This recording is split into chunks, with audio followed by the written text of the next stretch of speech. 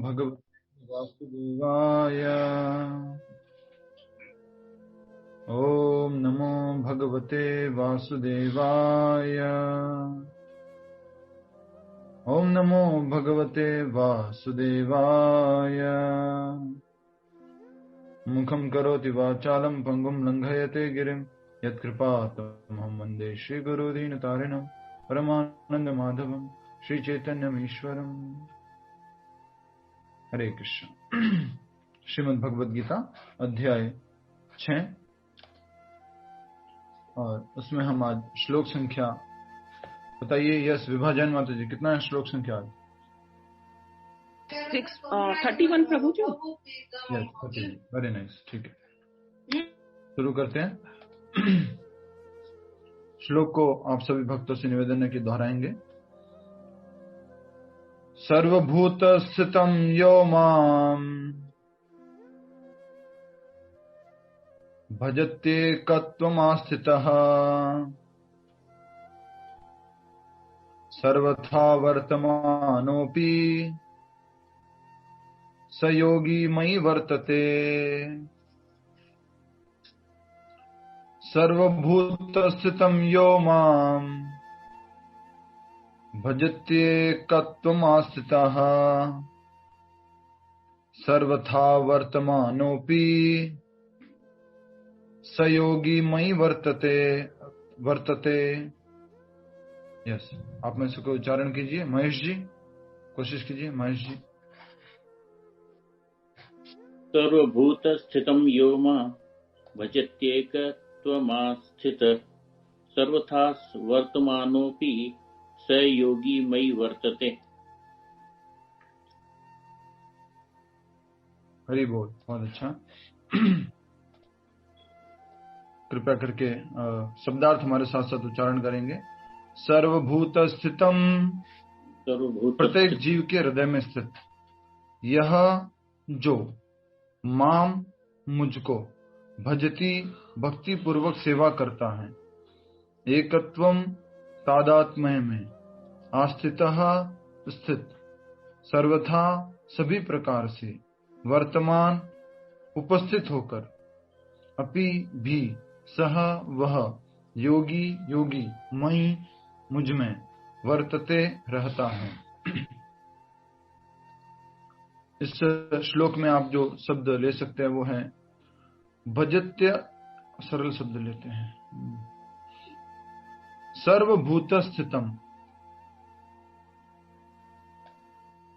सर्वभूत स्थितम, सर्वभूत स्थितम, संधि विच्छेद इस प्रकार से दिया गया है शब्दार्थ में, सर्वभूत स्थितम।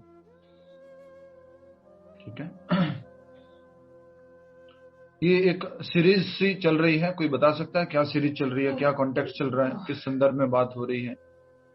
थोड़ा मदद कीजिए, कौन से संदर्भ में बात हो रही है? हरे कृष्णा। ध्यान योग प्रभु जी। ध्यान योग तो पूरे अध्याय का नाम है। अष्टांग योग, परमात्मा हर हृदय में स्थित रहते हैं, परमात्मा सबके हृदय में स्थित होते हैं। ठीक है जी। तो एक योगी जो है योगारूढ़ हो चुका है, अर्थात कि योगा की सिद्धि की अवस्था में पहुंच चुका है। किस प्रकार से उसकी दृष्टि है वो पिछले 3 श्लोकों से हम देख रहे हैं कि अगर कोई व्यक्ति जो योग में स्थित है वो सभी के हृदय में मुझको देखता है और मुझको सभी के हृदय में देखता है और सर्वत्र मुझे देखता है, तो वो एक योगी है जो मुझे कभी, मैं उसकी दृष्टि से कभी ओझल नहीं होता हूं और वो मेरे दृष्टि से कभी ओझल नहीं होता, जो कल के श्लोक में हमने समझा था। यो माम पश्यति सर्वत्र, वो मुझको सब जगह देखता है और फिर मैं भी उसको सब जगह देखता हूँ। तस्याहम न प्रणश्यामि, उसका किसी भी प्रकार से कुछ विनाश होना, अर्थात कि वो कभी अदृश्य नहीं होता है, कभी वो मेरी दृष्टि से ओझल नहीं होता है। इसी संदर्भ में हमने तात्पर्य में भी कल पढ़ा था कि जो भक्ति योगी होता है उसके लिए क्या कहा गया? प्रेमांजन छुरित भक्ति विलोचने न संतः सदैव हृदयेषु विलोकयन्ति। प्रेम अंजन के द्वारा वो भगवान का दर्शन करता है, अर्थात कि प्रेम की दृष्टि से देखता है तो वो सर्वत्र भगवान को देख पाता है। अब हम आज 31वें श्लोक में इसी से संबंधित आगे समझने जा रहे हैं, जो कि हम सबका एक बहुत ही महत्वपूर्ण प्रश्न रहता है। परमात्मा कौन है, भगवान कौन है, दोनों अलग अलग है क्या, या ये जो महाविष्णु है, गर्भोदक्षाय विष्णु है, क्षीरोदक्षाय विष्णु है, भगवान कृष्ण है, इनमें क्या अंतर है, वो इस तात्पर्य के माध्यम से समझने का प्रयास करेंगे। तात्पर्य और अनुवाद श्रील प्रभुपाद जी द्वारा। जय श्रील प्रभुपाद। अनुवाद को दोहराएंगे। जो योगी मुझे तथा परमात्मा को अभिन्न जानते हुए परमात्मा की भक्ति पूर्वक सेवा करता है, वह हर प्रकार से मुझमें सदैव स्थित रहता है। बहुत ही सुंदर बात कही जा रही है। दो अब यहां पर प्रश्न आ सकता है, और सीधा सीधा आपको भगवान कृष्ण की वाणी से भी सुनने को मिल रहा है कि परमात्मा और भगवान कृष्ण दोनों। पहले कह रहे हैं जो योगी मुझे मतलब कौन? भगवान कह रहे हैं जो योगी मुझे सर्वभूत स्थितम यो माम। मुझे अर्थात कौन बोल रहे हैं? भगवान कृष्ण में भी भगवान का ओरिजिनल आदि रूप गोविंद रूप, जो द्विभुज मुरलीधर श्याम सुंदर रूप है, वो भगवान कृष्ण तथा परमात्मा को अभिन्न जानते हुए। परमात्मा कहां पर विराजमान रहते हैं? गोलोक वृंदावन में, राइट? हृदय में। कल भी हमने श्लोक में समझा था, 18वें अध्याय का भी श्लोक था, उसमें हमने देखा था कि भगवान सबके हृदय में है। हृदयेशे अर्जुन तिष्ठति। और शरीर को क्या बताया गया था उस श्लोक में? यंत्र अर्थात मशीन। तो भगवान सबके हृदय में, हृदयेशे उस हार्ट रीजन में स्थित है। और उस रूप को, भगवान के रूप को क्या बोलते हैं? परमात्मा। परमात्मा साकार है या निराकार है? यस, हम डिस्कस कर चुके हैं, तो उसमें से याद करके जो परमात्मा साकार है। लक्ष्मी माता जी कैसे है? नहीं, मैंने नहीं बोला साकार है करके, निराकार है। भगवान निराकार है ना? अच्छा, बिल्कुल साकार है और चतुर्भुज रूप में विराजमान है विष्णु जी के। अच्छा, साकार कौन बोल रहे हैं? साकार बोल रहे हैं वो हाथ उठाइए, गलत कर रहे हैं आप सब। परमात्मा साकार है? परमात्मा साकार ही है। कितनी बार समझ चुके हैं? परमात्मा का जो रूप है वो चतुर्भुज रूप है, शंख चक्र गदा पद्म धारण किए हुए और हमारे हृदय में स्थित है। और परमात्मा के दर्शन को भगवद गीता में भी बताया है। भगवद गीता में फोटोज देखिए, जो पिक्चर्स है, कलर्ड पेंटिंग्स हैं, उसमें आप देख पाएंगे। परमात्मा के दर्शन कीजिए।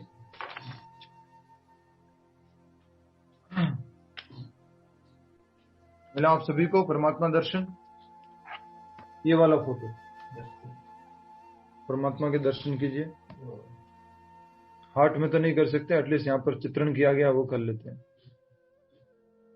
दिख गया आप सभी को? हरे कृष्ण। तो ये चतुर्भुज रूप में है परमात्मा, और ओनली मनुष्यों और क्या कहते हैं, मोर, शेर और पेड़ पौधों के हृदय में रहते हैं, बाकी सबके हृदय में नहीं रहते हैं, राइट? नहीं प्रभु जी, सबके हृदय में, सबके अंदर। गीता माता जी आए हुए क्लास में, क्या बात है, हरि बोल। ठीक है, तो वो सबके हृदय में स्थित है, सभी जीवों के हृदय में स्थित है। वो हमने पहले भी समझा था कि सर्वभूत स्थितम, आज के श्लोक में भी कहा गया है सर्वभूत। भूत का मतलब क्या है? बार बार शब्द उपयोग होता है। भूत मतलब जीव। जो योगी मुझे तथा परमात्मा को अभिन्न मतलब दोनों एक है, अलग अलग नहीं है। परमात्मा और भगवान कृष्ण एक ही है, अलग अलग नहीं है। क्यों एक ही है? यस, पूनम गर्ग माता जी। प्रभु जी, परमात्मा रूप जो है वो भगवान का ही एक्सपेंशन है। यस, भगवान कृष्ण का ही एक डायरेक्ट उनका एक्सपेंशन है, विस्तार है भगवान कृष्ण का। तो स्वयं परमात्मा भी भगवान कृष्ण ही है। नेक्स्ट, अभिन्न जानते हुए परमात्मा की भक्ति पूर्वक सेवा करता है। अब यहां सीधा सीधा लिखा हुआ है, किसकी सेवा करता है? परमात्मा की। वह हर प्रकार से मुझ में सदैव स्थित रहता है। अष्टांग योगी किसका ध्यान करता है? परमात्मा का ध्यान करता है। तो वो अगर परमात्मा का भी ध्यान कर रहा है और एक भक्ति योगी अगर परमात्मा को श्रवण कर रहा है, परमात्मा को वार्तालाप कर रहा है, परमात्मा को प्रार्थना कर रहा है, तो वो भी डायरेक्टली भगवान श्री कृष्ण की ही प्रार्थना है। ठीक है, तात्पर्य में प्रभुपाद जी इसको अच्छे से समझाएंगे। और आप सब लोगों के लिए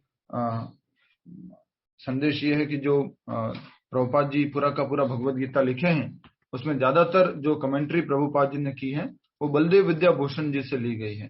बलदेव विद्याभूषण जो गीता के ऊपर टीका की गई, तो प्रमाणित है, ये उनके गुरु के द्वारा दी गई है, उसी को फिर आगे ये बढ़ाया जा रहा है, बलदेव विद्याभूषण जी। तात्पर्य को समझेंगे, तात्पर्य शिल प्रभुपाद द्वारा। जय शिल प्रभुपाद।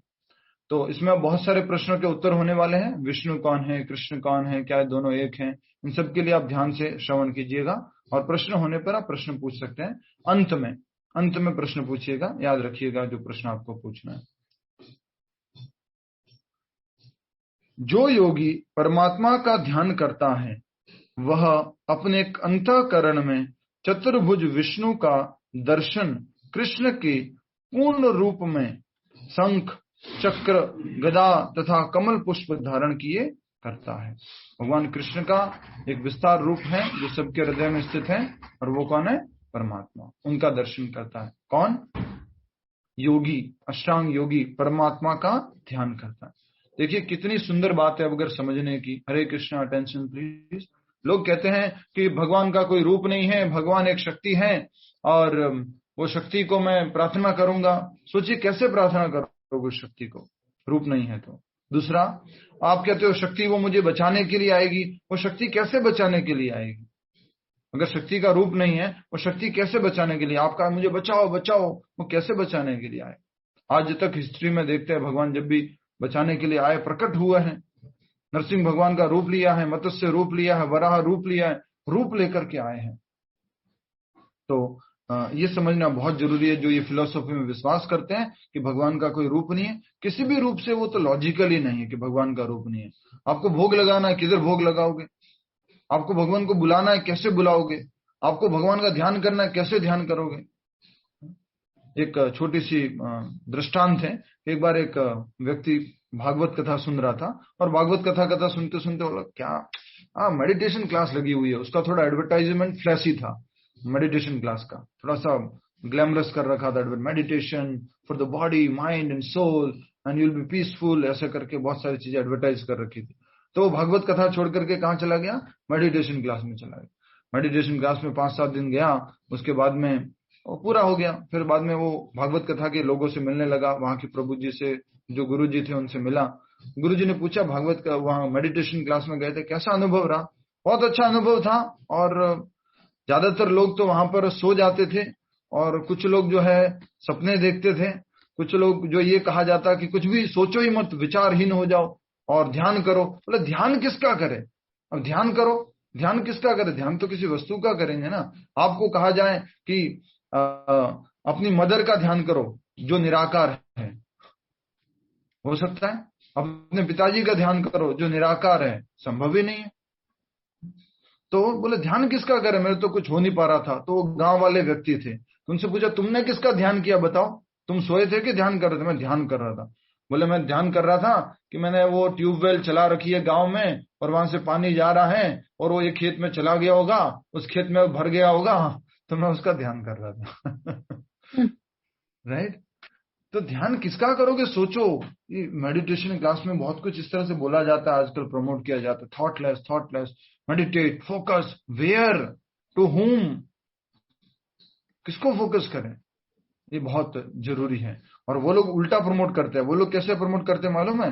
ये फॉर्म, ये विग्रह, ये सब नीचे लेवल के। हम तो ऊपर पहुंच चुके हैं, और ऊपर लेवल पे, इन सब से ऊपर उठ चुके हैं। ये फॉर्म वगैरह में विश्वास नहीं करते, उससे भी ऊपर है। अरे नहीं, सबसे नीचे होता है ब्रह्मन रूप, उसके बाद परमात्मा रूप है, फिर भगवान रूप।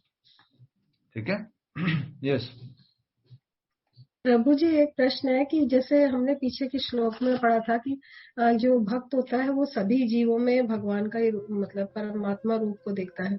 तो भक्त जो है वो भी तो परमात्मा के को मतलब एक्सेप्ट करता है ना? भक्त जैसे तीनों हम को एक्सेप्ट करता है है, ना? भक्त टॉप मोस्ट है। भक्त भगवान को भी कृष्ण जी जानता को है, परमात्मा को भी जानता है, और ब्रह्मन को भी जानता है। तो भक्त तीनों को रेस्पेक्ट करता है। ठीक है, नेक्स्ट। हरे कृष्ण प्रभु जी। हाँ प्रभु जी, ब्राह्मण वही बोलिए। सूर्य का प्रकाश ही ब्राह्मण का है ना, मतलब फॉर्म? नहीं माता जी, वो उदाहरण के लिए दिया जाता है, मात्र उदाहरण के लिए। सूर्य का प्रकाश ब्राह्मण नहीं है, सूर्य का प्रकाश को उदाहरण दिया जाता है। जैसे सूर्य का प्रकाश होता है, वैसे ही भगवान का ये सृष्टि पूरा सब कुछ ब्राह्मण है। ठीक है, और भगवान के शरीर से निकलने वाले जो प्रकाश है वो भी ब्राह्मण है। प्रभु जी, हाँ। अभी जो हमने मतलब आपने जो बोला कि साकार रूप में हम भगवान को पूछते हैं, बराबर, लेकिन कभी हमें कुछ लगता है और हम ऐसा सोचते कि यार इससे ज्यादा लगने वाला था, भगवान ने बचा लिया, तो तब तो साक्षात्कार भगवान मतलब नहीं होते, तो उनका जो ब्राह्मण रूप हम बोलते हैं कि तो वही मतलब तभी तो वही होता है ना प्रभु जी, तो तब साकार रूप कहाँ आता है प्रभु जी? नहीं, आप जैसे ही भगवान बोलोगे, सोचो जैसे आपने ऐसे बोला कि मुझे कुछ बड़ा होने वाला था, बड़ी घटना होने वाली थी और छोटे में हो गया और भगवान ने बचा लिया। जैसे ही भगवान बोलोगे तो क्या दिमाग में आएगा आपके? हाँ सोचिए क्या दिमाग में आएगा, मैं ये पूछ रहा हूँ।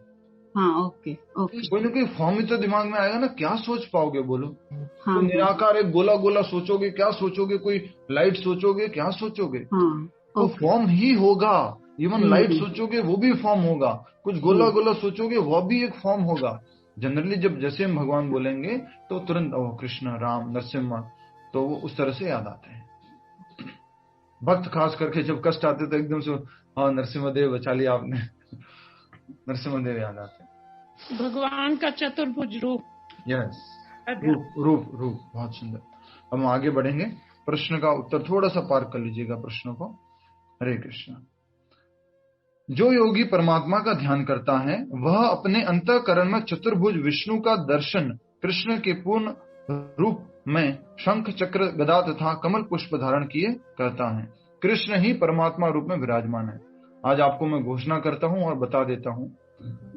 वो घोषणा ये है कि भारत में एक ऐसी फिलॉसफी चलती है, वो कबीर पंथ की फिलॉसफी है।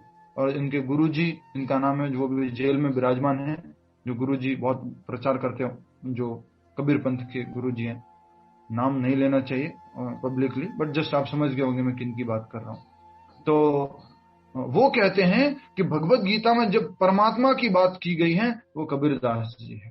कबीरदास जी ने कभी ये सब नहीं बोला, लेकिन ये गुरुजी जो है ना, जो प्रचार करके अभी जेल में विराजमान है, वो ऐसे बोलते रहते हैं कृष्ण भगवान नहीं है, कृष्ण तो एक बालक है, माखन चोर है, बस ऐसे ही आ गया, थोड़ा देर मतलब भगवान बन गया, ऐसे बोलते हैं। तो beware of such philosophies. कल एक माता जी के घर पे गया था, शाम को बताया था शायद आपको, गौड़िया मठ से इनिशिएटेड है माता जी। तो वहां पे उन्होंने बोला मुझे किताब पढ़ने में बहुत इंटरेस्टेड है कि कृष्णा कैसे ब्रह्मचारी थे, एकदम से कृष्णा कैसे ब्रह्मचारी थे, तो उसके ऊपर हम किताब पढ़ना चाह रहे थे। मैंने माता जी पूछा, प्रभु जी ये किताब मुझे ला के दीजिए। मैंने कहा ठीक है माता जी, दिखाइए कौन सी किताब है। ये आपकी इस्कॉन की किताब है? मैंने पहला उसका कवर देखते हुए बोल दिया इस्कॉन की किताब नहीं। उसमें पूरा मायावाद लिखा था कि भगवान कृष्ण जब किसी से संग करते थे तो परमात्मा से करते थे, एक परमात्मा दूसरे परमात्मा से मिल रहा है और आपस में इस तरह से ब्रह्मचर्य का पालन हो रहा है, कुछ लिखा था। इसलिए हमें थोड़ा सा ध्यान रखना होगा। एटलीस्ट हमारे में कई बार बहुत ज्यादा जिज्ञासा होती है, मैं ये भी पढ़ लूं, मैं वो भी पढ़ लूं, मैं ये भी पढ़ लूं। सिंपल सा ध्यान रखिए कि प्रमाणिक पुस्तकों को पढ़िए। एटलीस्ट आपको मालूम है गीता प्रमाणित है प्रभुपाद जी गुरु शिष्य परंपरा में, उतना तो पढ़ लो, पहले उतना पढ़ लो, फिर भागवतम पढ़ लो जो प्रमाणित है, बाद में टाइम मिले कभी तो कुछ आपको रिसर्च करने का। इतना तो पढ़ा नहीं जा रहा, दूसरे छोटी किताबें इधर उधर घुस जाते हैं। यस, तो भगवान कृष्ण शंख चक्र गदा पद्म धारण किए हुए हैं और हृदय में स्थित हैं। और भगवान का कितना साइज बताया गया, कोई मालूम है किसी को? लगभग 7 इंच के बराबर परमात्मा जो हृदय में स्थित है, कितना है? 7 इंच। बट ये अब ये मत पूछना प्रभु जी चींटी के हृदय में 7 इंच कैसे हो सकते हैं, और हाथी के हृदय में 7 इंच कैसे? वो कैसे हैं?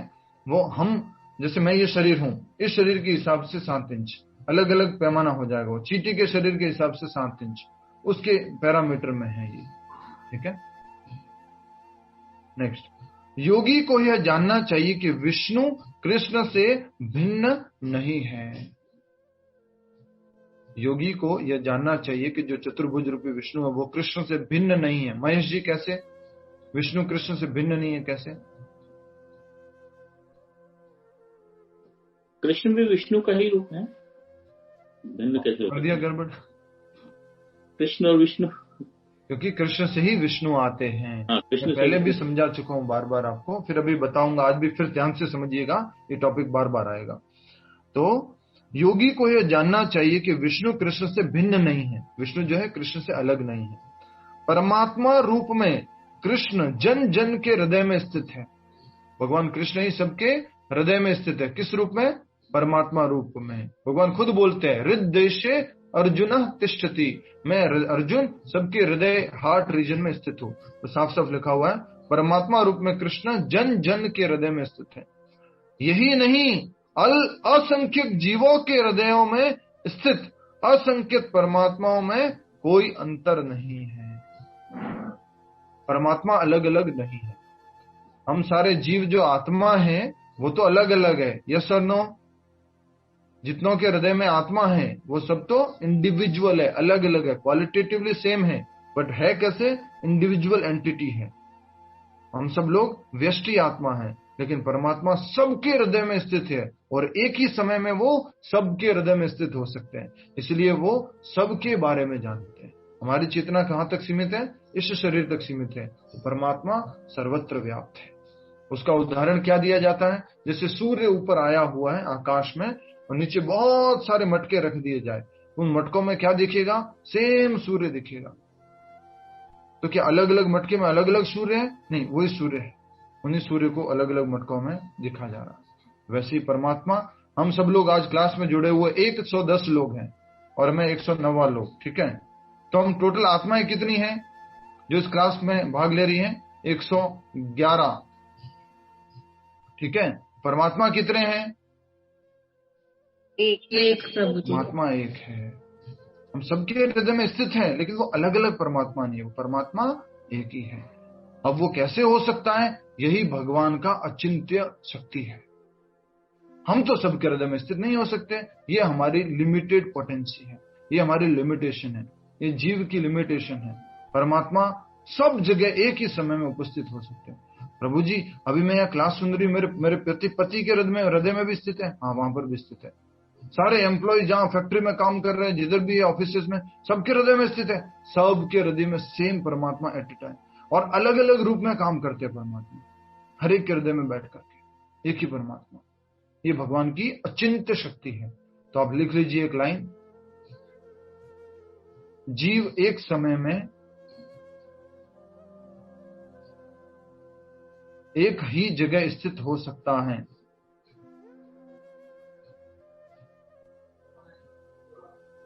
परमात्मा एक ही समय में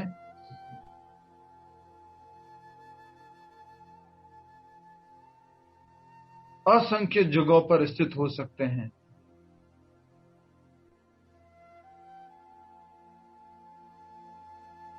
और हर एक जगह पर भिन्न भिन्न कार्य कर सकते हैं। ये पूरा परफेक्ट आ गया, ठीक है?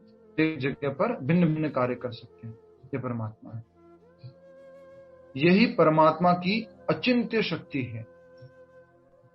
यही परमात्मा की अचिंत्य शक्ति है। अचिंत्य शक्ति का मतलब क्या होता है? इंग्लिश में बोलिए, समझ जाएंगे आप। Unlimited potential, inconceivable. इनकंसीवेबल, जिसको कंसीव ही नहीं कर सकते, सोच ही नहीं समझते, कैसे पॉसिबल है कि एक ही व्यक्ति एक ही जगह पर करोड़ों लोगों अरबों लोगों में स्थित है और अलग अलग कार्य कर रहे हैं। यही भगवान की, परमात्मा की अचिंत्य शक्ति है, inconceivable potential of the Lord. ठीक है, आगे बढ़ते हैं। छोटा सा जस्ट उदाहरण समझने के लिए इसको इस तरह से समझिएगा। जब पिछले साल 2021 में, 21 में, आई थिंक 21 में, 21 या 20 में, कब था? शायद 20 में था, जब प्रधानमंत्री जी रात को 8 बजे घोषणा कर रहे थे, मित्रों अभी कोविड आ गया है और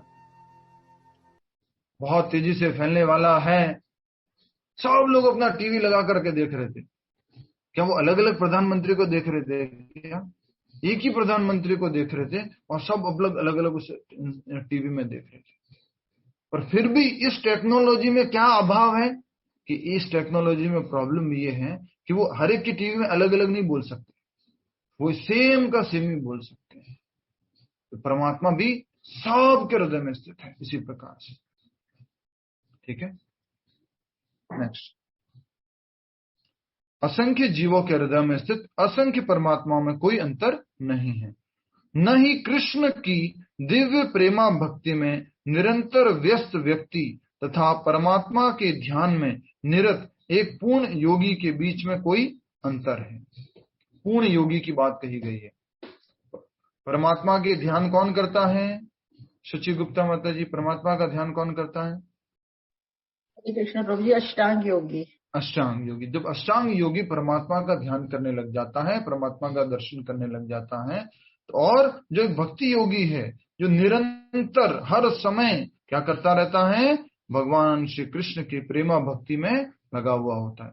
ये हमेशा बार बार ये शब्द आएगा ना, और बार बार आप कंफ्यूज होंगे, उसको कंफ्यूज मत होना। लिखा होता है भक्ति करता रहता है, मतलब क्या?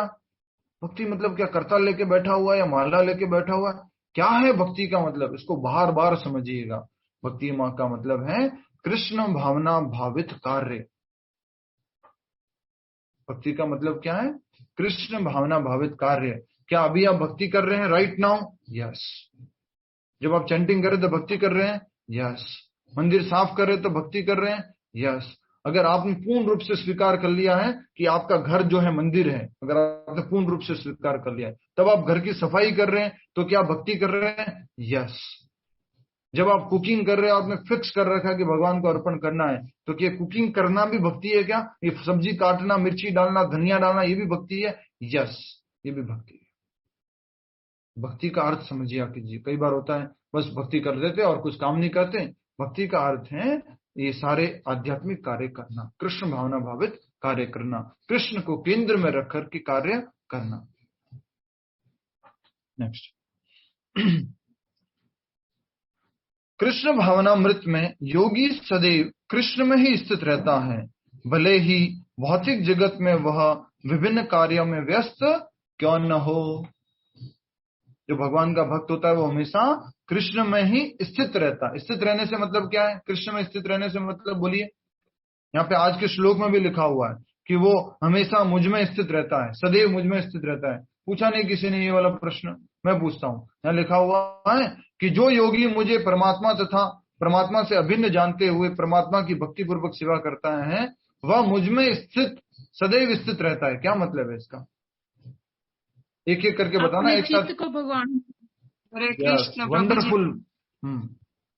बोलिए प्रभु जी, वो कुछ भी कार्य करते करते कृष्ण का ही स्मरण करते करते कार्य करते हैं। बहुत सुंदर, दोनों ने सही उत्तर दिया। अपने चित्त को, अपने मन को उसने भगवान में स्थित कर रखा है। इसको बोलते हैं वो हमेशा भगवान में स्थित रहता है। कर्मणा मनसा वाचा, कर्म से, मन से, वचन से, विचारों से हर समय वो भगवान में स्थित रहता है।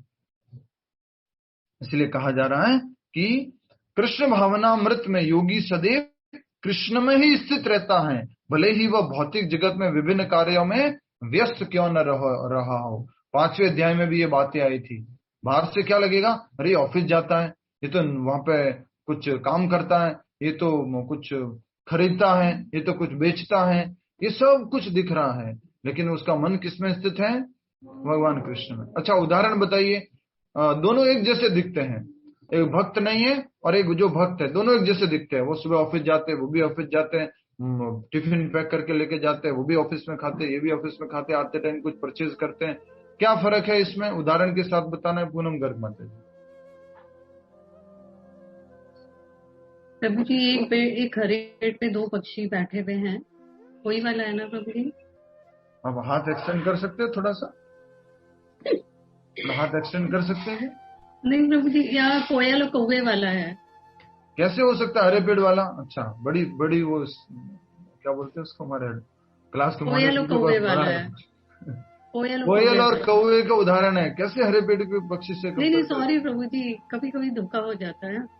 कोई बात नहीं माता जी, मेरे से बहुत होता है। ठीक है, कोयल और कौवे का उदाहरण है। कोयल और कौवे का उदाहरण क्या है? दोनों एक जैसे दिखते हैं, दूर से देखा जाए थोड़ा सा काले काले, दोनों एक जैसे दिखते हैं। फर्क कब मालूम पड़ता है? एक करता है काव काव और एक बोलता है, वो क्या बोलता है? कू कू। तब आपको फर्क मालूम पड़ता है। उसी तरह से एक भक्त भी दिखता है, अरे ऑफिस जाता है और पैसे कमाता है, काम करता है, ऑफिस में बैठ के खाना खाता है और ये सब करता है, आते टाइम परचेजिंग भी करता है। दोनों सेम लगभग कार्य कर रहे होते हैं, लेकिन अंतर क्या है? उद्देश्य का फर्क कम मालूम पड़ता है, वो किस उद्देश्य से कर रहा है। ठीक है, हरे कृष्ण। आगे प्रभु जी, जो आपने कल स्टोरी सुनाई थी नास्तिक और नास्तिक, वो जो पड़ोसी वाले कि वो भी तो इससे रिलेटेड, वो उन्हीं से रिलेटेड है कि वो हर समय भगवान का चिंतन करते और भगवान को धन्यवाद देते। हरे कृष्ण। आगे कृष्ण हो गया। विभिन्न कार्यों में भले क्यों न दिखता हो, लेकिन वो हमेशा कृष्ण में स्थित रहता है। इसकी पुष्टि श्रील रूप गोस्वामी कृत भक्ति रसामृत सिंधु, जो नेक्टर ऑफ डिवोशन है, भक्ति रसामृत सिंधु, ये याद रखना, भक्ति रसामृत सिंधु में हुई है। निखिलास्वेप्यवस्थासु जीवन मुक्त उच्यते। ये अभी भी हमने श्लोक पढ़ा था, ये श्लोक ढूंढ के निकालिए, कहां पे लिखा हुआ है ये वाला श्लोक? ये हमने कुछ समय पहले पढ़ा था, 5वें अध्याय में पढ़ा था। ये जीवन मुक्त की परिभाषा है, अगर आपने ग्लॉसरी लिखा है तो उसमें मिल जाएगा जीवन मुक्त की परिभाषा। यस कृष्णा प्रभु जी 11वां श्लोक है, तात्पर्य में है। 11वें श्लोक में कहा है माता जी? आशा गुप्ता माता जी, यस शची गुप्ता माता जी, कहाँ बताएं आपने? 5.11 श्लोक है, उसके यस माता जी भी तात्पर्य वही बता रहे हैं। ठीक है, मतलब 5.11 ही बताया, अगर हमारे आशा गुप्ता माता जी भी बता रहे तो 5.11 देखिए सभी लोग, तात्पर्य में श्लोक लिखा हुआ है, जीवन मुक्त किसे कहते हैं? जीते जी मुक्त किसे कहते हैं? जो जिसका चित्त हमेशा भगवान में स्थित रहता है, जो अभी भी हमने समझा, जो हर समय भगवान को, परमात्मा को, कृष्ण को अभिन्न मानते हुए उनका ध्यान करता रहता है, उनकी पूजा करता रहता है, तो वो हमेशा मुझ में स्थित रहता है। लिखिए 5वें अध्याय के 11वें श्लोक में तात्पर्य में लिखा हुआ है, इहा यस्य हरे दास्य कर्मणा मनसा गिरा निखिलास्व्यप्यवस्थासु जीवन मुक्त स उच्यते।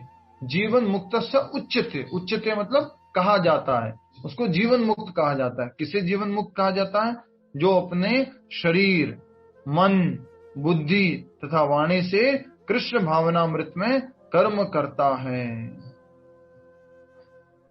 बाहर से भले क्या हो, निखिलास्वे अप्य अवस्थासु, बाहर से क्या लगता हो कि ये तो बहुत सारे काम कर रहा है, अलग अलग काम कर रहा है, लेकिन वो हमेशा कृष्ण भावनामृत में स्थित रहता है। इसलिए क्या कहा जाता है? संसार में रहते हुए भी मुक्त है, इस शरीर में रहते हुए भी मुक्त है। समझ में आ गया ना आपको? कोई भी प्रश्न हो तो उसको पार्क कर दीजिएगा, लिख लीजिएगा, पूछ लीजिएगा बाद में, पहले हम श्लोक को पूरा करते हैं। तो जीवन मुक्त से उच्चते, ये परिभाषा किसने दी है जीवन मुक्त की? श्रीला रूप गोस्वामी जी ने। कौन सी पुस्तक में? भक्ति रसामृत सिंधु में। वो क्या है भक्ति रसामृत सिंधु? ऐसा ग्रंथ है जिसके अंतर्गत भक्ति के नियमों को, विधि विधानों को बताया गया है, साइंस ऑफ डिवोशनल सर्विस। ठीक है, नेक्स्ट लिखना तो लिख लीजिए, जो बोला अभी आगे बढ़ते हैं। तो ये आपके प्रश्न आएगा कि जीवन मुक्त की परिभाषा कहाँ दी गई है, किसने दी है? जीवन मुक्त की परिभाषा रूप गोस्वामी जी ने दी है और अपने शास्त्र भक्ति रसामृत सिंधु में दी है। तो परिभाषा इस प्रकार से है, भले ही बाहर से व्यक्ति अलग अलग कार्य करता हुआ दिखाई दे, लेकिन उसका चित्त हमेशा भगवान में स्थित रहता है, अर्थात वो शरीर से, मन से, कर्मों से, वचन से हमेशा भगवान का ही कार्य करता रहता है। उसको जीवन मुक्त कहते हैं।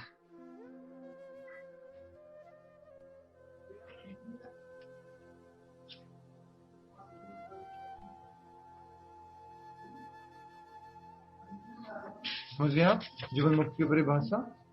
इहा यस्य हरेर दास्य कर्मणा मनसा गिरा। मन से, कर्म से, वचन से, सब प्रकार से वो भगवान का कार्य करता रहता है। याद रखिएगा, ये पूरा श्लोक का लिखा हुआ है 5.11 के तात्पर्य में। अब हम आगे बढ़ रहे हैं। कृष्ण भावनामृत में रत रहने वाला भगवत भक्त सदैव मुक्त हो जाता है। रत रहने वाला, ये हमेशा याद रख लेना। हम कभी कभी क्या समझ लेते, प्रभु जी ये तो हमारे साथ तो ऐसा नहीं है। ये किसके लिए है? जो पूरी तरह से कृष्ण भावनामृत में रत है, पूरी तरह से कृष्ण भावनामृत का अभ्यास कर रहा है, उसके लिए है। कृष्ण भावना में रत रहने वाला भगवत भक्त सदैव मुक्त हो जाता है, जीते जी भी सदैव मुक्त रहता है।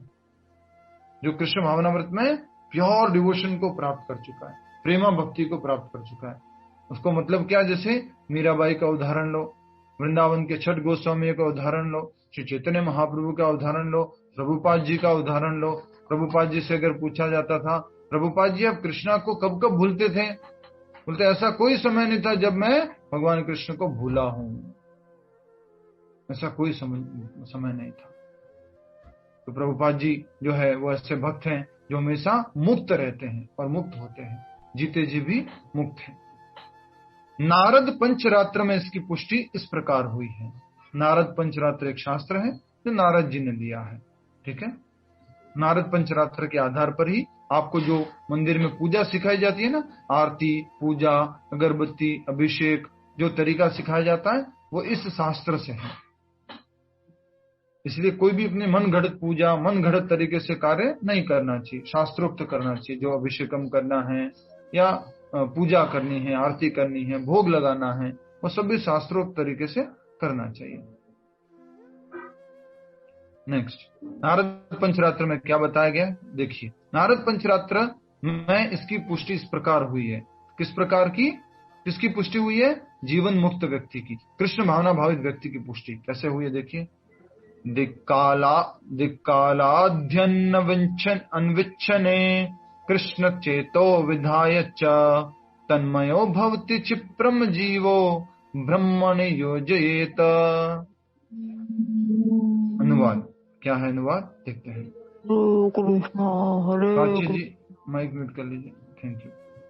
देश काल से अतीत तथा सर्वव्यापी श्री कृष्ण के दिव्य रूप में ध्यान एकाग्र करने से मनुष्य कृष्ण के चिंतन में तन्मय हो जाता है और तब उनके दिव्य सानिध्य की सुखी अवस्था को प्राप्त होता है।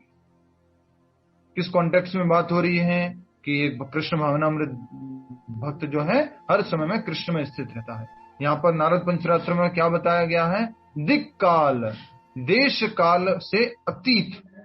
क्या मतलब हुआ देश काल से अतीत? यस पूनम माता जी बोलिए, जो पढ़ के आए वो बता पाएंगे। देश काल से अतीत, यस।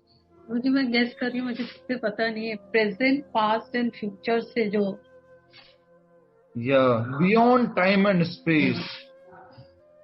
देश काल, बियॉन्ड टाइम एंड स्पेस, जो समय और देश की परिधियों से मुक्त है, अतीत तथा सर्वव्यापी श्री कृष्ण के दिव्य रूप में ध्यान एकाग्र करने से मनुष्य कृष्ण के चिंतन में तन्मय हो जाता है।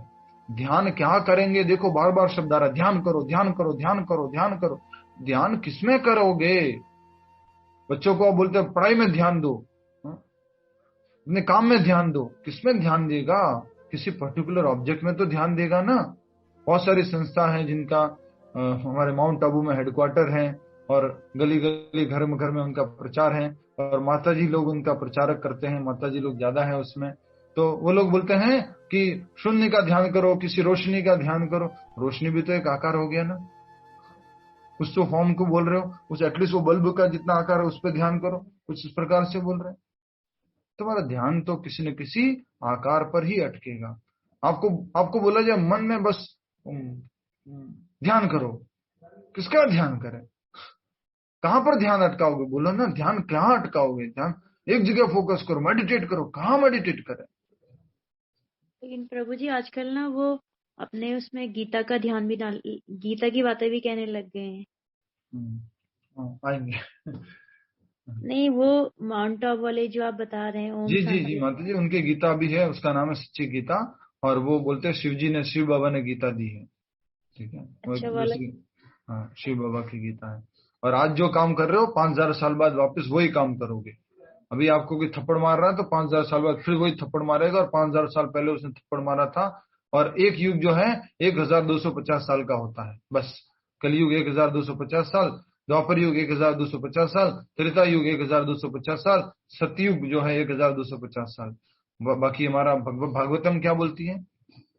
कलयुग है 4,32,000 वर्ष का,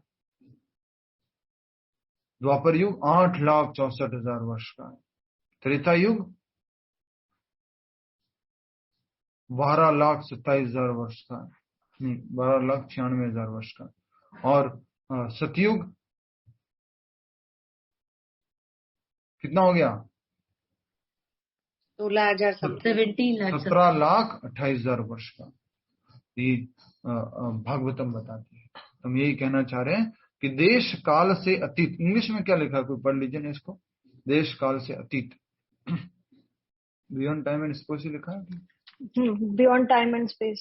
ओके, तो बियॉन्ड टाइम एंड स्पेस अर्थात की समय की परिधि में भगवान नहीं आते हैं, और किसी भी तरह से भगवान को बांध नहीं सकते हैं।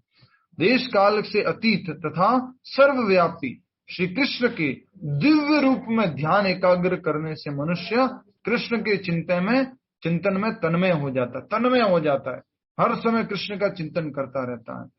दिव्य रूप कौन सा है भगवान का? द्विभुज मुरलीधर रूप, द्विभुज मुरलीधर परमात्मा रूप सब दिव्य रूप है। खास करके भक्ति योगी किसका ध्यान करता है?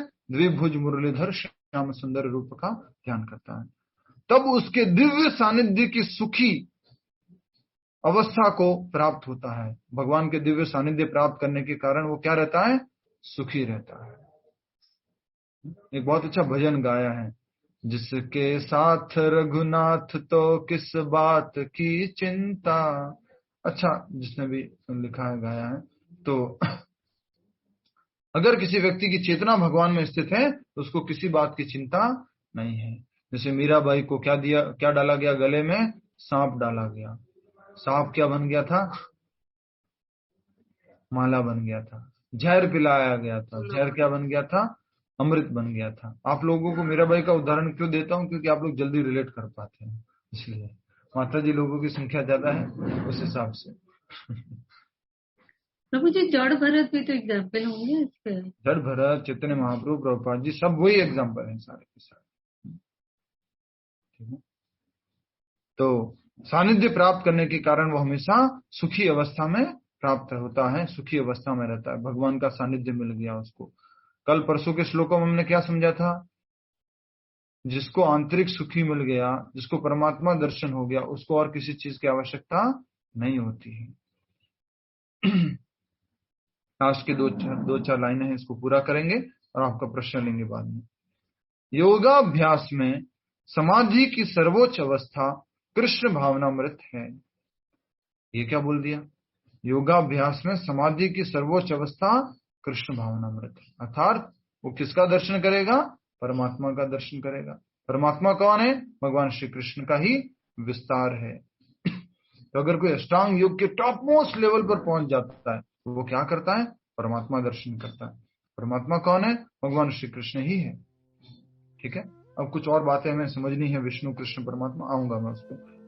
केवल इस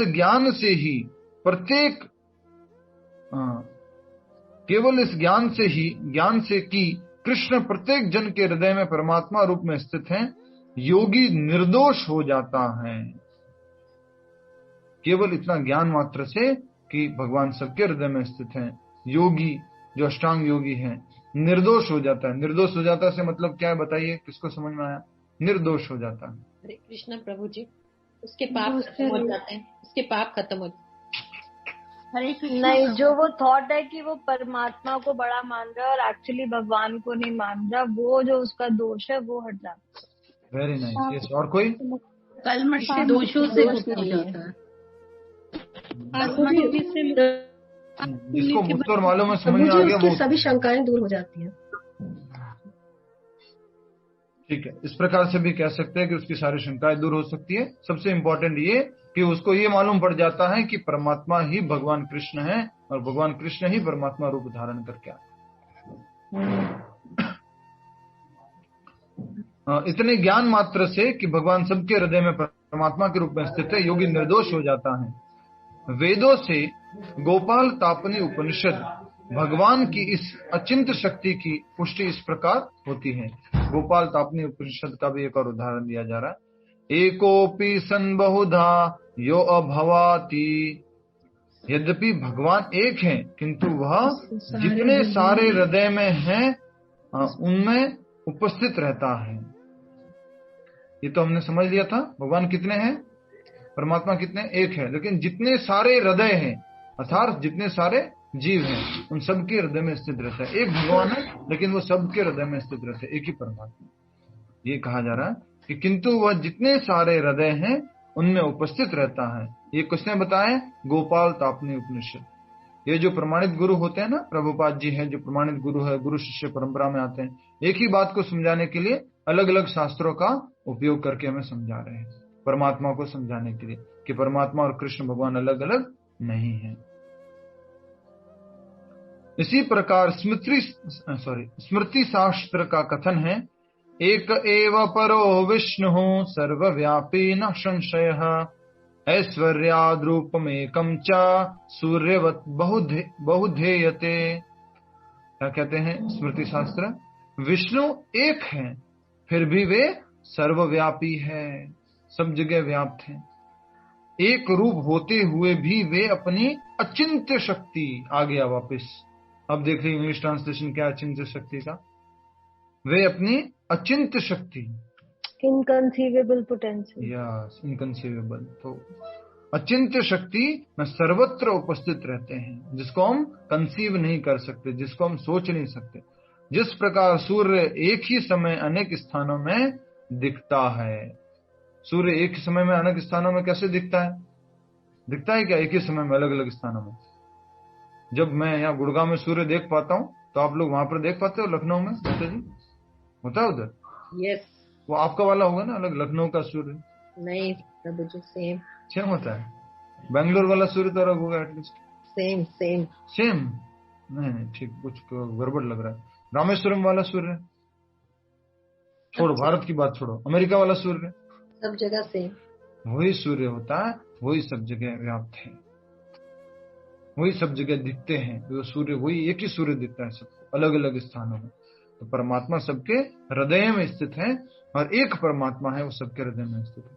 ठीक है, अब हम थोड़ा सा बेसिक बातों को क्लियर कर लेते हैं, फिर आप अपने प्रश्न पूछ पाएंगे और फिर हम जाप करेंगे। शुरू करता हूं मैं, ठीक है। सबसे पहले हैं द्विभुज मुरलीधारी श्याम सुंदर कृष्ण, जो अपने गोलोक वृंदावन में स्थित है सबसे पहले। उसके बाद में उनका बायां विस्तार, बायां मतलब लेफ्ट हैंड, लेफ्ट हैंड में कौन आते हैं भगवान के लेफ्ट हैंड में? हमें से बोलिए,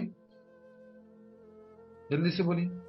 राधा जी, राधा रानी। भगवान का बायां विस्तार कौन है? राधा रानी, भगवान की ही शक्ति है वो निकली है।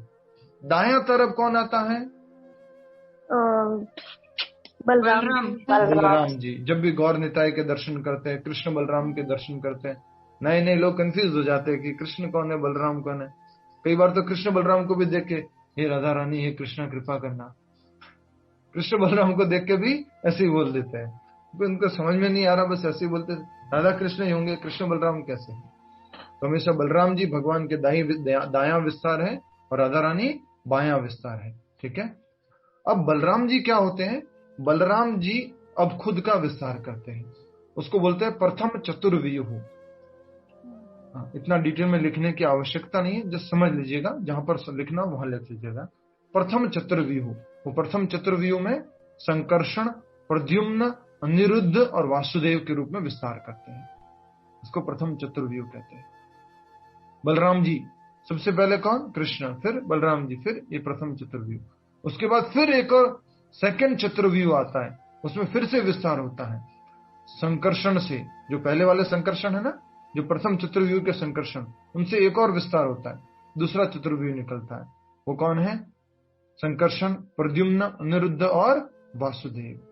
सोचिए, वही भगवान है, अलग अलग नामों में अपने आप को विस्तार कर रहे हैं, अलग अलग तरह से विस्तार कर रहे हैं। एक ही भगवान कृष्ण ही बलराम जी है, बलराम जी ही कृष्ण है, और बलराम जी से ही जो है वसुदेव, संकर्षण, प्रद्युम्न, अनिरुद्ध आ रहे हैं। उसी से फिर कौन आते हैं? सेकंड चतुर्व्यूह विस्तार के बाद में आते हैं नारायण, चतुर्भुजी नारायण, चतुर्भुज वाले नारायण, 4 भुजाओं वाले, संग चक्र पद्म धारण किए हुए, गदा पद्म धारण किए हुए नारायण आते हैं। ठीक है, लिख लिया है, समझ लिया है। अब आगे नारायण से आगे विस्तार होता है पुरुषा अवतार। नारायण से आगे क्या होता है? पुरुष अवतार। वो पुरुष अवतार में क्या होता है? पुरुष अवतार में महाविष्णु सबसे पहले आते हैं। पुरुष अवतार के बाद कौन आएंगे सबसे पहले? ये सब जो पुरुष अवतार तक हुआ ना, हरे कृष्णा, ध्यान दीजिए, जो नारायण तक हुआ वो सारा आध्यात्मिक जगत में है। हरे कृष्णा, जो नारायण तक हुआ वो सारा कहां पर है? आध्यात्मिक जगत में है। अब जो नारायण से पुरुष अवतार आ रहे हैं वो कहां होने वाला है? भौतिक जगत में। तो नारायण से भौतिक जगत में पुरुष अवतार होते हैं। पहला पुरुष अवतार है महाविष्णु। मैं आपको भी चार्ट भी दिखाऊंगा, ठीक है, मैं चार्ट भी दिखाऊंगा आपको, तो अभी सुन लीजिए, चार्ट है इसका बना हुआ। पहला पुरुष अवतार हो गए महाविष्णु, जिनके शरीर से ही क्या निकलते हैं? सारे अनगिनत ब्रह्मांड निकलते हैं, अनंत कोटि ब्रह्मांड निकलते हैं। वेरी नाइस, माता जी ने ढूंढ के निकाला है। माता जी, पर ये थोड़ा सा कैसा लग रहा है, उसमें थोड़ा और कंफ्यूज हो जाएंगे। ब्रह्मांड की पिक्चर दिखा देंगे तो वो है स्पिरिचुअल वर्ल्ड वाली पिक्चर।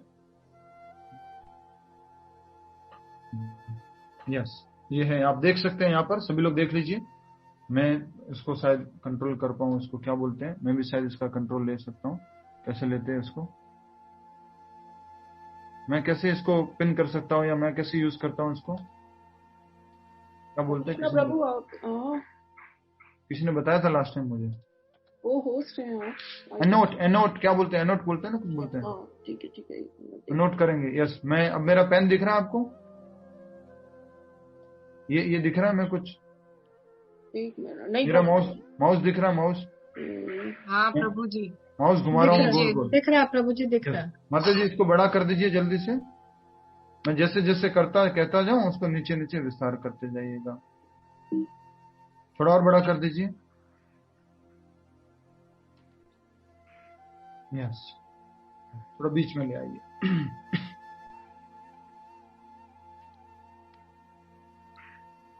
बीच में ले लीजिए, बीच में, हाँ लेफ्ट में, ठीक है, हाँ सर, ठीक है। थोड़ा सा ऊपर वाला दिखा दीजिए। यस, धीरे धीरे आप फिर नीचे करते जाएंगे। ऊपर वाला और दिखाइए, और दिखाइए, थोड़ा छोटा बन गया, एरो से ऊपर कर दीजिए। जो टैब बटन है एरोस के, उससे ऊपर कीजिए। नीचे की तरफ स्क्रॉल करेंगे तो ऊपर जाएगा। खींचिए नीचे पकड़ कर, ठीक है। हो रहा है तो ठीक है, एकदम मैं इसी से समझाने का प्रयास करता हूँ। ये गोलोक वृंदावन धाम है, जहाँ मेरा ये कर दीजिएगा प्रभु जी व्हाट्सएप में इसको, ठीक है। मैं अभी आपको पिक्चर ही पूरा एक्सप्लेन करूंगा। ये है भगवान श्री कृष्ण। अभी का अभी क्यों न किया जाए, शुभ कार्य में देरी किस बात।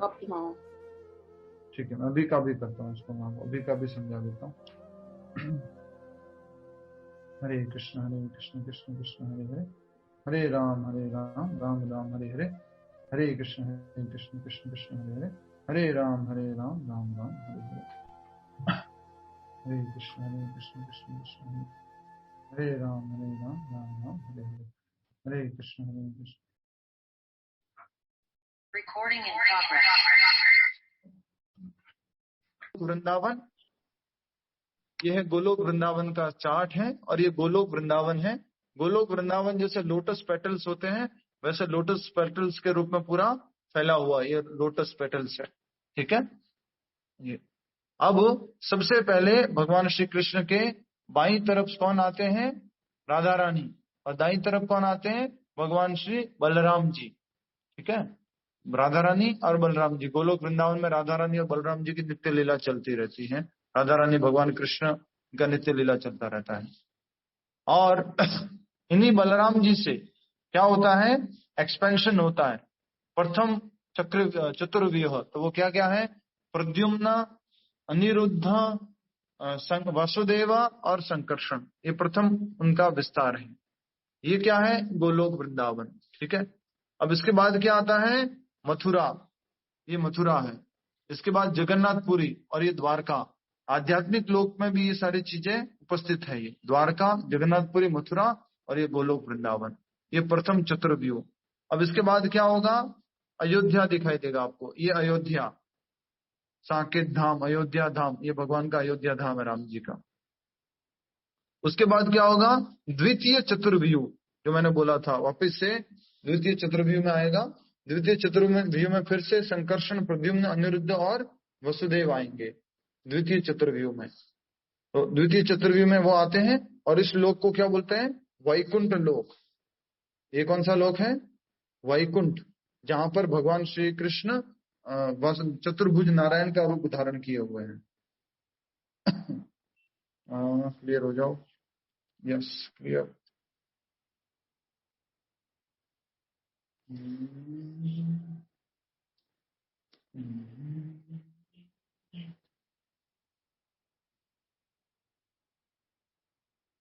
ऐसे होगा। हाँ, ये देखिए, चतुर्भुज नारायण के रूप में विराजमान है भगवान, उनके साथ में लक्ष्मी जी विराजमान है। ये कौन सा है? वैकुंठ लोक। इसको ऐश्वर्य धाम बोलते हैं। ये माधुरी धाम है ऊपर वाला, ये ऐश्वर्य धाम है। ठीक है। अब ऐसे मत समझिएगा कि वो ऐसे ऊपर है ऐसे नीचे है, ये थोड़ा प्रदर्शित करने के लिए 2D फॉर्म में हम देख पा रहे हैं। उसके बाद क्या होता है? इन्हीं चतुर्भुज रूपी नारायण जो है, भगवान विष्णु जो है, इनसे क्या होता है? पुरुष अवतार होते हैं। और पुरुष अवतार कौन कौन होते हैं? ये देखिए नीचे आते गए, ये यहाँ पर शिव जी का लोक आ जाता है। ये शिव जी का लोक है जो स्पिरिचुअल वर्ल्ड में ऊपर की तरफ, इसको बोलते हैं सदा शिव लोक। ये ठीक है। इसके नीचे क्या आ जाता है? महाकाल धाम, ये जो शिव जी का भौतिक जगत में धाम है, वो ये यहाँ पर है। ये ऊपर जो है आध्यात्मिक जगत है, और ये भगवान के ब्रह्म ज्योति है, निराकार ब्रह्म ज्योति जो प्रकाश है, वो पूरा फैला हुआ है सब जगह वही प्रकाश है, भगवान के शरीर का प्रकाश सब जगह निराकार ब्रह्म ज्योति के रूप में फैला हुआ है। ठीक है। अब क्या होता है? उसी ब्रह्म ज्योति से उस ब्रह्म ज्योति जो है वो आध्यात्मिक जगत में, भौतिक जगत में क्या है? भौतिक जगत में भगवान का जल है जो शरीर से निकलना हुआ, ये है महाविष्णु। ये देखिए पहले पुरुषावतार, जो आज की क्लास के अकॉर्डिंग समझना है हमें, ये पहले पुरुषावतार है महाविष्णु, और उनका दूसरा नाम है कारणोदक्षाय विष्णु। कारणोदक्षाय विष्णु क्यों बोलते हैं इनको कारणोदक्षाय विष्णु? क्योंकि विरजा नदी या कारण ओशन में शयन करते हैं, कारण समुद्र में है, इसलिए इनका नाम क्या है? महाविष्णु, कारणोदक्षाय विष्णु। और इनसे क्या निकलते हैं? ब्रह्मांड निकलते हैं। कितने ब्रह्मांड निकलते हैं? ये सारे ब्रह्मांड दिख रहे हैं आपको, ये सब ब्रह्मांड है, सब ब्रह्मांड है सारे। और इन ब्रह्मांडों में से एक ब्रह्मांड हम लेते हैं, और वो एक ये ब्रह्मांड है, ये एक ब्रह्मांड है। ठीक है। अब वो तो थे महाविष्णु, पहले पुरुष अवतार, फिर वही महाविष्णु से क्या निकले? ब्रह्मांड। अब ब्रह्मांड क्या है? खाली। अब इनमें कौन आता है? फिर सबसे पहले वही महाविष्णु ही आते हैं। किस रूप में आते हैं? गर्भोदक्षाय विष्णु के रूप में। ये है गर्भोदक्षाई विष्णु, गर्भोदक्षाई विष्णु, जो किसमें शयन कर रहे हैं? गर्भोदक सागर में शयन कर रहे हैं, गर्भोदक ओशन में है। और बलराम जी किस रूप में यहाँ स्थित है? अनंत शेष जी के रूप में। ये बलराम जी ही है अनंत शेष जी के रूप में। ये भगवान का पिलो, भगवान का बेड, भगवान का सब कुछ जो है, जूते, वो सब बलराम जी ही बनते हैं। स्वयं भगवान ही है, भगवान ही एक दूसरा रूप धारण करके इस रूप में वो वहां पर एक दूसरे रूप की वो सेवा करते हैं। लक्ष्मी जी भी नहीं होते हैं, पहले लक्ष्मी जी भी नहीं होते हैं, ओनली भगवान होते हैं गर्भोदक्षाय विष्णु। ये कौन है? पुरुषावतार दूसरे नंबर के। कहां से आए? किसका विस्तार है? महाविष्णु का विस्तार है। फिर इनके नाभि से कमल निकलता है, और ये कमल जो है इस प्रकार से, इसका जो स्टेम है वो ऐसे ऐसे ऐसे ऐसे करते हुए ऊपर की तरफ जाता है। और उसके ऊपर कौन आते हैं? चतुर्मुखी ब्रह्मा, अलग अलग मुख वाले होते हैं, ये 4 मुखी ब्रह्मा यहाँ पर रखते हैं। ठीक है। और इन पूरी इस कमल की स्टेम में वो क्या है? 14 प्लैनेटरी सिस्टम है। प्लैनेट्स नहीं है, 14 प्लैनेट्स नहीं है, याद रखना, 14 ग्रह नहीं, 14 प्लैनेटरी सिस्टम। मतलब कि जैसे कि अभी हमारा जो धरती है उसके आसपास चंद्रमा है, सूर्य है, ये सब प्लैनेटरी सिस्टम है। उसी तरह से यहाँ पर भी नवग्रह है, वो प्लैनेटरी सिस्टम है। तो ये प्लैनेटरी सिस्टम कहाँ पर देखिए अब आप, ये आ गया आपका पृथ्वी लोक, ये भूर लोक 7वें नंबर पे भूर, ये पृथ्वी है। उसके ऊपर ये जो ऐसी आत्माएं जिनको शरीर नहीं मिलता, पुण्य आत्माएं, जिनके लिए भूवर, उसके बाद स्वर्ग लोक, उसके बाद महर लोक, उसके बाद जनलोक, उसके बाद तपलोक और उसके बाद सत्य लोक। नीचे के क्या क्या है? अतल, वीतल, सूतल, तलातल, महातल, रसातल, पाताल, ये सब नीचे के लोक है। पाताल सबसे नीचे आता है, ठीक है। और पाताल नरक लोक नहीं है, ये भी याद रखना, पाताल नरक लोक नहीं है। नरक लोक कहां पर है? फिर नरक लोक यहाँ पर है, नीचे अलग से। 28 प्रकार की नरक होती है, 28 टाइप्स ऑफ नरक लोक है। नरक अलग अलग प्रकार के नरक होते हैं। तो हमने देखा, और यही अब दूसरे पुरुषावतार हो गए गर्भोदक्षाय विष्णु। इसके बाद क्या होता है? यही गर्भोदक्षाय विष्णु फिर से विस्तार करते हैं। किस रूप में विस्तार करते हैं? कारण ये देखिए, शिरोदक्षाय विष्णु, शिरोदक्षाय विष्णु के रूप में विस्तार करते हैं। ये कहां पर स्थित है? क्षीर सागर में, क्षीर सागर में स्थित है। ये शिरोदक्षाय विष्णु क्षीर सागर में स्थित है। और यही शिरोदक्षाय विष्णु जो है सबके हृदय में स्थित है। यही शिरोदक्षाय विष्णु सबके हृदय में स्थित है। जैसे परमात्मा सबके हृदय में स्थित है, वो परमात्मा ये शिरोदक्षाय विष्णु है। वो अपने क्षीर सागर में भी रहते हैं और साथ ही साथ सबके हृदय में भी रहते हैं। जैसे सूर्य अपने लोक में रहता है और सब धरती पर हर एक स्थान पर दिखता है, वैसे ये शिरोदक्षाय विष्णु है। इस प्रकार से हर एक के हृदय में भगवान शिरोदक्षाय विष्णु परमात्मा रूप में विराजमान होते हैं। और ये है परमात्मा का रूप। ये देखिए, ये परमात्मा रूप, चतुर्भुज रूप में ये परमात्मा ऐसे सबके हृदय में विराजमान। और यूनिवर्स की जो है, हर एक ब्रह्मांड की जो सतह है, वो अलग अलग रूप से ये earth, water, fire, air, ether, sky, फॉल, सीगो, महतत्व इससे बना हुआ है। और एक लेयर पिछली लेयर से 10 गुना बड़ी होती है। और जब भगवान वामन रूप में आए थे, तो भगवान ने वामन रूप में आकर के इस ब्रह्मांड की सतह को फाड़ दिया था और बाहर से जल आया था। और जल जो है भगवान के चरणों को धोता हुआ धरती पर आया था, इसलिए वो फिर बाद में गंगा के नाम से जाने लगा और इस प्रकार से गंगा का अवतरण हुआ था। ठीक है, समझ में आया आपको? हरे कृष्णा। अभी हम चैंटिंग कर लें, उसके बाद आपका कोई प्रश्न है?